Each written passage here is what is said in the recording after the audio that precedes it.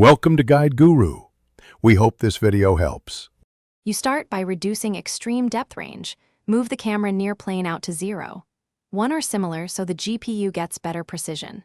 Next, make sure your project uses a 24-bit or 32-bit depth buffer. This directly reduces Z artifacts. Then enable polygon offset or a small depth bias on materials that overlap. This pushes one surface slightly in depth to prevent fighting.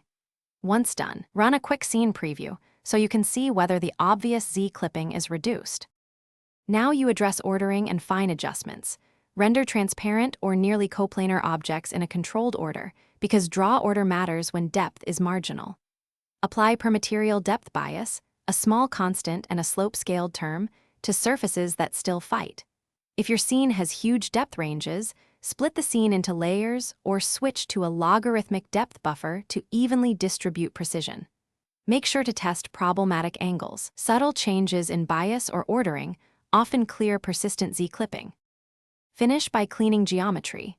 Merge vertices, remove duplicate coplanar faces, and re-export assets with consistent normals so the renderer has less ambiguity. Test across camera extremes and rotate around problem areas to confirm stability.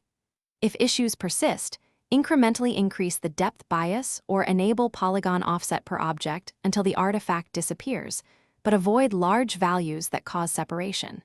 If you still see flicker, try toggling logarithmic depth or subdividing the scene.